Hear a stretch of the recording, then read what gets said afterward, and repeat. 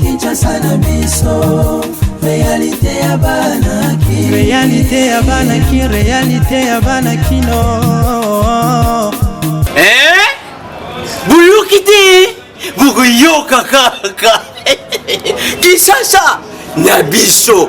Kin eleki partout. KNB Kinshasa na biso. Kin eleki partout.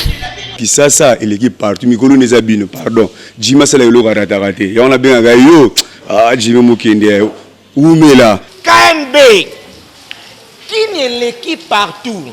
Rien à dire. Toi on a terre envié parce que Kin eleki partout et l'osako liboso ambongo mosanto azate Céline Don Kardasha isongolo bizubai bana kin ke bana jago zape so kuta nango KNB Telema qui chasse eleki partout Jimmy Mukendi Oumela KNB ko zape te so kuta nango check ovandi. Abonnez-vous sur notre chaîne YouTube Kinshasa na biso. Bon début de la semaine na balanzinyo sa magazine Kinshasa na biso. O ezola la te pour nous informer bino pe ko la savoir vraie réalité à Kinshasa. Te font la journée na biso ya mokolo lelo pour na koyebisa bino ke ba enseignant regroupé na Sieko na Sinekat. Ba bandi grève mokolo ya lelo lundi 19 octobre 2020. Commentaire ya Nathan Siata. Enseignants, membres du syndicat des enseignants du Congo Sieko, na oyo bazali affilié na syndicat national des enseignants catholiques Sinekat, ba bandi mokolo ya lelo lundi mouvement na bango ya grève. Balobi boye grève wana kozala na particularité moko et ko bande ko salema kaka chaque lundi pe mardi et kozala caractérisé na mobilisation moko ya makasi pe sitting na kati ya ministère ya enseignement primaire secondaire pe technique et PST na Mokuse. Enseignant bazali cause la geste moko na part ya gouvernement congolais après rencontre na bango na chef de l'état Félix Antoine Tshisekedi Tshilombo et Sikawapi ba talisa qui est trois principales revendications na bango o ezali respect à protocole d'accord ya Bibwa o ezala qui signé le 18 décembre 2019 paye ya ba vrai enseignant au babenga nouvelle unité paiement ya deuxième na troisième palier ya ba enseignant payé ba échange na bango o esalemaki entre service ya contrôle paye ya enseignant Sekopé na des syndicats oyo et simbakité ba enseignant bazali ko exiger annulation ya barrière nyonso pe ba commission d'affectation nyonso oyo ezali signé na Willy Bakonga ba annuler yango oyo bazali ko considérer yango lokola non conforme na ba norme établie ya effectif autorisé pona bango balobi que situation oyo ezali source d'obstacle moko oyo ekosala de sorte que et freiner amélioration ya conditions de vie ya enseignants congolais. Donc bazali ko zela na gouvernement geste moko pour et permettre na bango ba évoluer sinon chaque lundi pe mardi grève et bande ko salema sitting liboso ya ministère ya EPST pe classe et ko zalate pendant que bana bazana retard Kinshasa et l'équipe partout. Tokene na politique pour na koyebisa bino ke na Ituri babomi 10 personnes na ba inconnu armé. Commentaire ya Nathan Siata. Ba homme armé non identifié babomi plusieurs personnes. Na butu ya dimanche 18 kotane la lundi ya 19 octobre 2020 na deux villages oyo ya chefferie ya Mobala na territoire ya Irumu na province ya Ituri.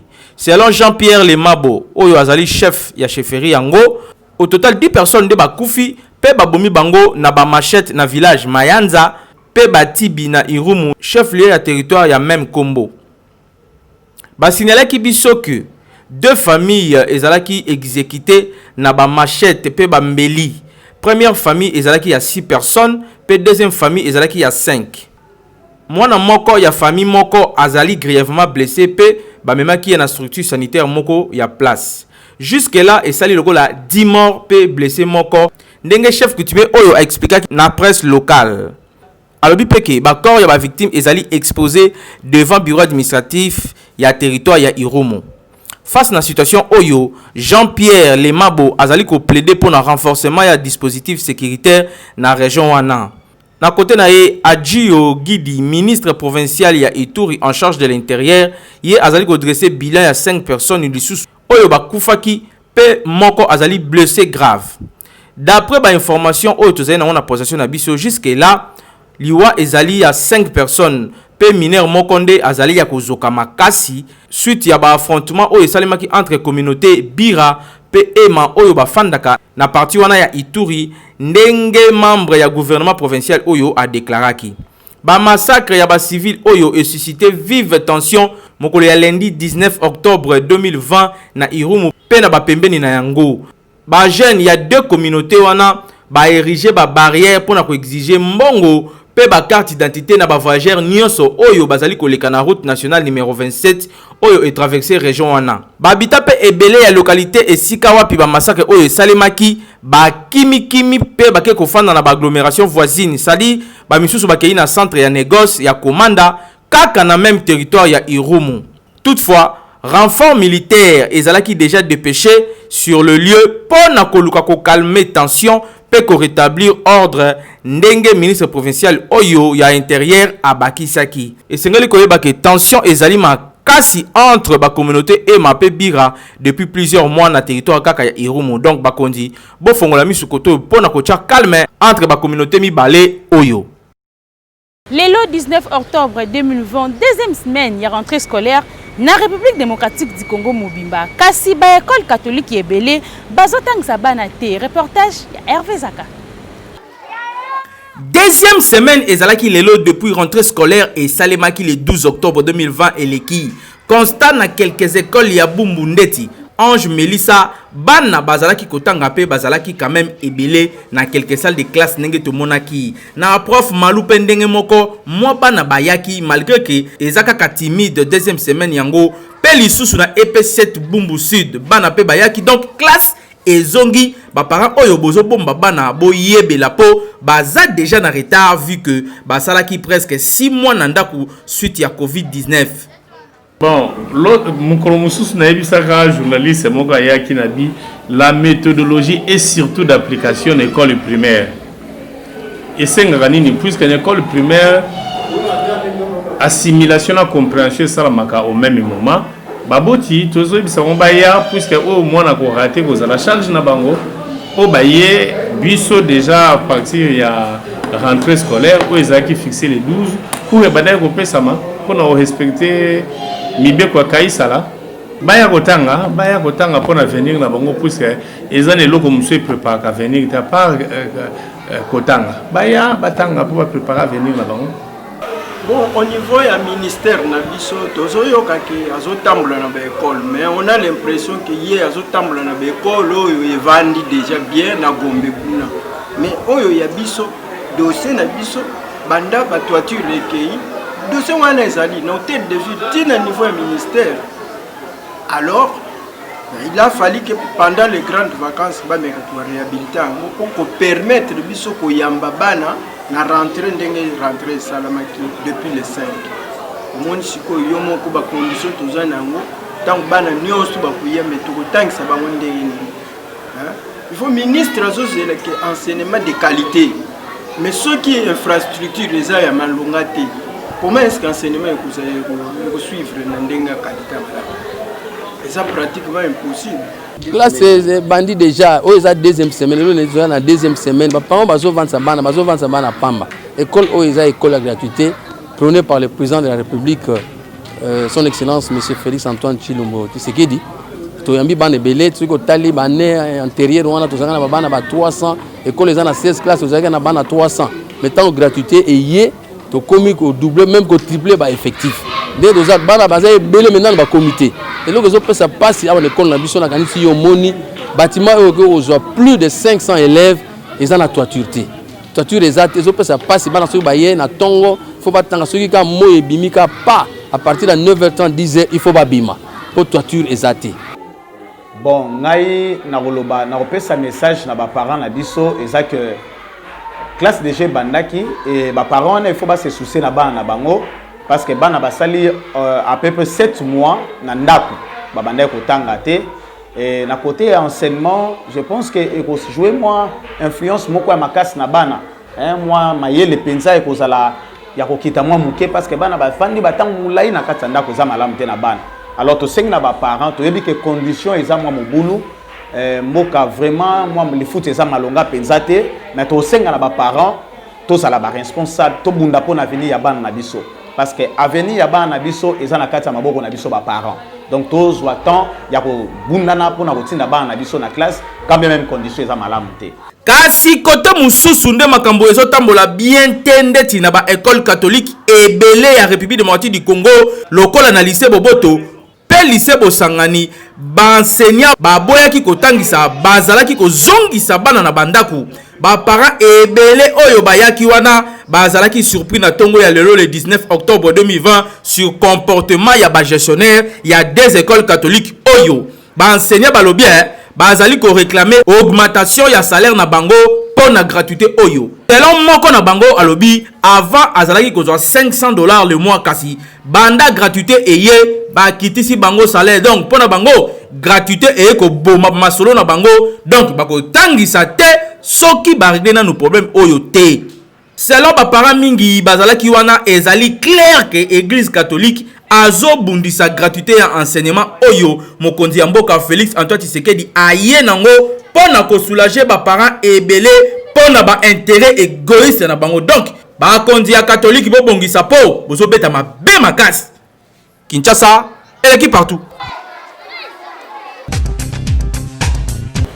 Coaching na lingala ezali bongo programme ya sika oyo eye pona kosunga mutu nyonso pona koyeba kosala business pe développement personnel pona kolanda yango bo s'abonner kaka gratuitement na chaîne YouTube Jim Kenzile coach. Basalaka business pona esengo mutu te basalaka business surtout ba mama pona esengo matavion te ona kendaka Chine te business ezana kendaka Chine te business ezana somba biloko moins cher na oteka likolo na gagner bénéfice oyo zo gagner wana de business mais so depuis bana okende Chine o gagnera te donc c'est okenda no tourisme c'est pas ça le business lokola mutu nyo senga ko ça profit ba astuce ba élément auto ramasser par-ci par-là to lobby to partager na bino pour na koyeba ko ça la profit solo na ba business boza ko sala. Et sengeli na vie na o créer ba revenu passif. Ba revenu passif ezali ba mbongo ekotaka ata yo zati. Ata yo bouger te même mbongo ezo okota. Entre autres na immobilier sur za banda ko na yo. Tu as des locataires. Tu n'as pas le choix. Yo fani na yo. Locataire aza obligé de faire du mois avec sa mbongo na compte. Donc ce sont des revenus passifs. Ce qu'on crée ba revenu passif on a yango ko soutenir ba business aux sala.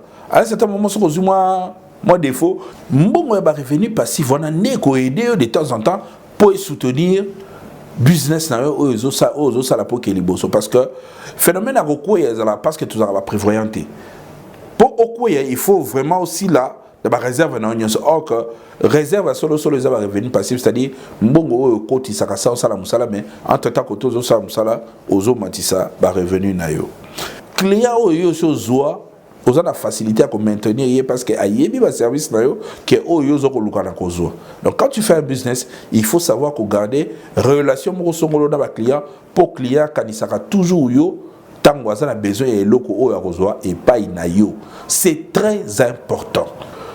Merci beaucoup, c'était moi Jimmy Mukendi, le coach, votre frère pour vous booster, vous motiver pour que vous puissiez redevenir encore la meilleure version de votre vie. À très vite.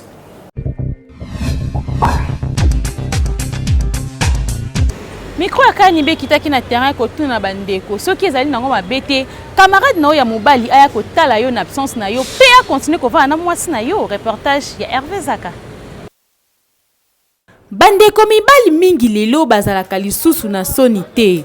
Okomona ye a préféra na ye kaka ko kende ko rendre camarade na ye visite kaka soki ye azali te. Pe ata akuti muninga azate akondima na ye ko vanda kaka na mwasi na ye ti na suka na yango totunaki na bakinois est-ce eza nango mabete na yo ndeko mobali okende ko tala camarade na yo na absence na ye. Avoye yo fuso na permission soit tu pas mbai na soit tu pas moi obi ada okene ndako na soki po yo kutinga ite okokino bote bo sololi okei na yo jamais boko continuer li solo mulaiti ngara na zate bo bandi pe ko mela jamais za mabe so mibali wana basala bongo batika eza mabe wana ozobo mafoye na yo eza mabe makasi soki ke okuti mwasi ya okuti mwasi ya camarade no be camarade ya mwasi yo ke kuna yo ke obandi kobeta masolo so masaka bokomo mel tension ni yo sala ngo tension mabe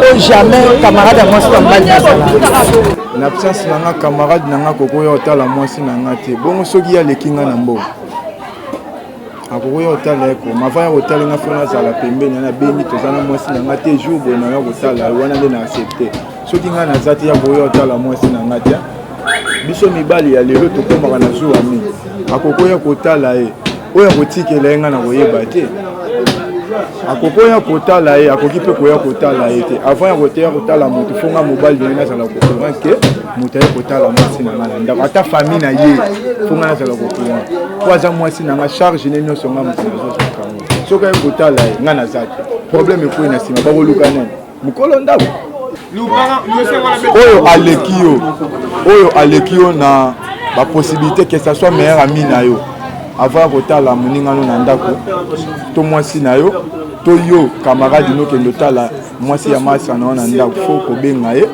kofixe jour na ndenge ya bato bavivre kofixe jour po on ne sait jamais yo kokoya kotala bo soki mpe mwasi na nga amikweisami moto aneutralizaka mwasi ezalaka nyoka wana eloko atikelaka mwasi wana biso toyebi na jardin dede toyebi te yango monaka nzoto ya mwasi eza sacré edominaka biso mibali jamais erreur wana okondima te na vie na mobimba mpo bamomi bakana faible makasi donc waki sense kutu epelaka deuxièmement biso bayaya tona barrière pensé délai baya mpe ya bien baza na bango toboyi te mais moto oyo na mpula otala moma masa na ye na absence ya masa na ye fo baideni na yeli mpo nga bona ondima te mpo tomona bariske wana ebele epanza bacouple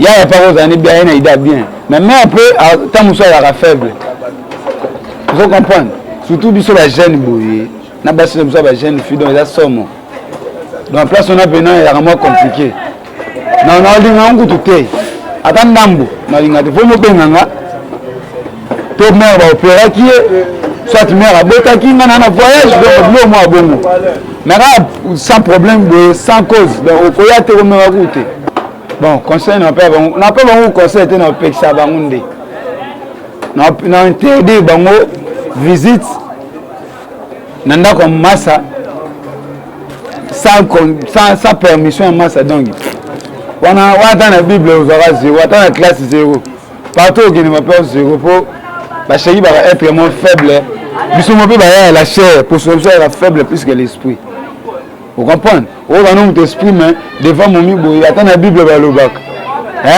na bible balobaka devant ndoki okosambela devant mwasi fo kima bon il faut yeba circonstance nini yeli na ndako mais ezaka propre te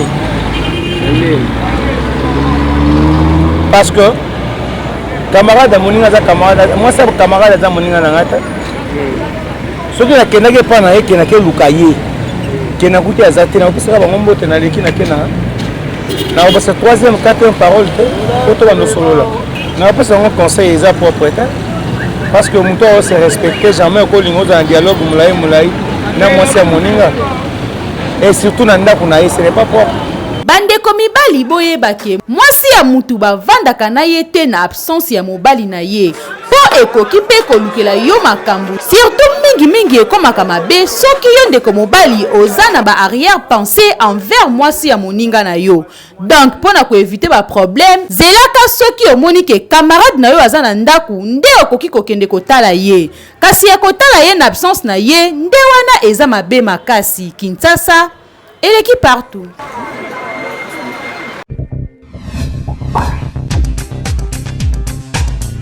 Tokende na sport pour nakoyebisa bino ke na cadre ya Lina Foot Ligue 1 dimanche oyo V Club asalaki nil contre TP Mazembe. Reportage Hervé Zaka. Association sportive V Club na tout puissant Mazembe bakabwanaki lisusu na score ya 0 partout mokolo ya dimanche oyo 18 octobre 2020 na stade des Martyrs na cadre ya championnat national. Deux équipes oyo ya République démocratique du Congo oyo bazali ko dominer championnat depuis plus de 10 ans. Basali lisusu match nul après 4e rencontre na bango oyo depuis 2018. Résultat oyo permettre na 20 club akoma na 7 points na 3 sorties après 2 victoires oyo asalaki respectivement na Rangers oyo gagnaki 3-1 pe na JSK oyo gagnaki 2-0. Pona Mazembe asali lisusu nul pour la deuxième sortie na ye après qu'on a accroché na 0-0 na blessing pour la première journée na ye. Quelques sportifs na bango lobby après match balobaki boy. En tout cas match les deux équipes match toujours tondungana makasi mingi le match là qui est équilibré. Mazembe d'abord toi non Mazembe c'est un grand club. Pour attaquer un supporter la ministre a été dans un match à vite na Mazembe match à considération.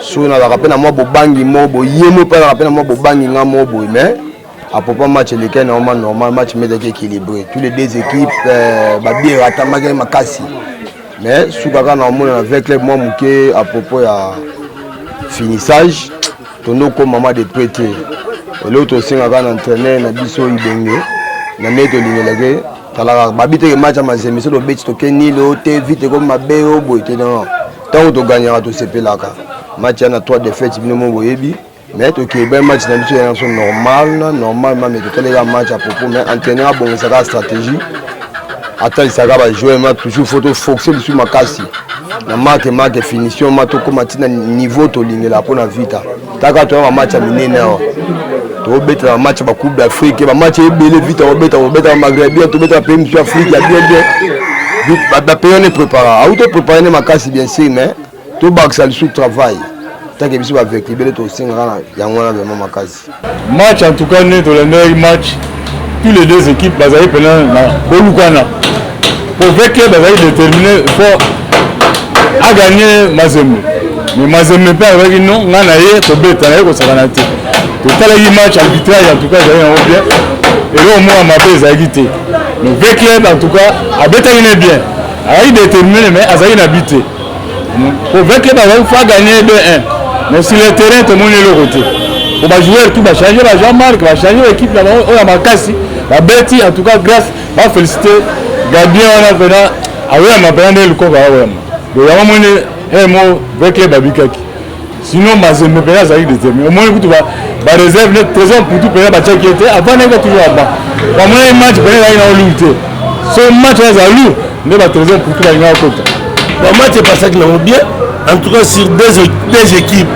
on a là véhicule bien tant que sportif vite une équipe moi qui toko le bien tout le monde qui pour vrai football il y a vrai club lobby par rapport à né où tu les gars à côté Mazembe bête qui n'a rien joueur la bête qui mais le rôle à les équipes mogona nous allons pour le moment la combo la ngozana makasi yanga salge fort nous so que nous maintenir position na ye ba faillite comme ne ba bomba qui na mumbere wana fallait bête pour Nicolo na moni na média na vite ezo senga ye moi ba des fois mikem keza la qui wana makusu pe côté na moi retard muke mais côté Mazembe en tout cas ma bête qui vraiment bien ma bête qui bien plus garder la bango vraiment azalaki na likolo masolo pour défendre cash na yona esalaki netike ba maintenir position ya match nul bon match ndenge nalandaki yango banda première période deuxième période équilibre na bango mibale ezalaki ndenge moko bon ndenge memetango tokomi na deuxième période moto abandaki kobeta mwa makasi ezalaki mwa Mazembe donc vite abikaki mpo bataka ya Mazembe bakotaki te banga bakotisa petit pour toute raison na joueur oyo nani 11 na bango wana soki komona ezala nani ekiminga kaka mpe bajoueur basilikaki place bafandisaki bango na baba basilikaki mpo nani babetaki te kasi vita namonaki tira malamu atikaki na poto vita te ti match eselaki donc azalaki na risque mingi ya kopola match wana vita donc tira malungu abetaki na poto Mazembe namonaki na ngango te donc ariskaki aninga kopola bon tout les deux équipes vraiment ndenge nazokomonela bango bien non ndenge bazogangela bazolobela so tokutani na nga basala ngeloko te donc basala ngeloko te so mpe basakani baolala oyo moko ozomona dese mpe balazobeta à part moi condition ya matata oyo toza nango na équipe donc eloko ezoboma biso yango so bomai efandi ba Mazembe na vita wana eloko te. On rappelle, dernière victoire avec club contre tout puissant Mazembe. Et Zali qui remonté en 2018 et Sika gagné 1-0 grâce ya Bia Etekia Matadi sur penalty na stade de Martyr Pekaka. Tandis que Mazembe a gagné qui fait club pour la dernière fois na même année kaka na score il y a 2-1 à Lubumbashi après exploit il y a 13 ans pour tout na fin du match. Deux équipes Oyo bako représenter République démocratique du Congo na Ligue des champions ya CAF. Oyo ezali ko banana mois de novembre ezali ko ya Kinshasa et équipe partout. Le jeu. Abonnez-vous sur notre chaîne YouTube Kinshasa na biso. Merci mingi pour la fidélité et confiance. On va continuer toujours à couper sa biso. Ya kolanda magazine Kinshasa na biso et comme ibongo na suka. Ceux qui vont se plaindre na biso ya mokola lelo. Pour ça merci une équipe technique mobimba ya KNB. Hervé Zaka double pour moi azala ki bongo na caméra. Nathan Siata na réalisation, pe na coordination ya Jimou Kendi. Kaka ndenge to continuer ko yebisa kabini bobo na ka te ko s'abonner massivement na chaîne YouTube Kinshasa na biso. Kinshasa yo. Et équipe partout.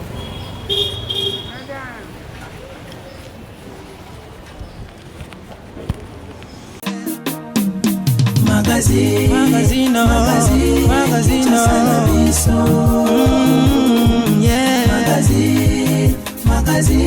Kinshasa na biso. Réalité ya banaki, réalité ya banaki, réalité ya banaki no.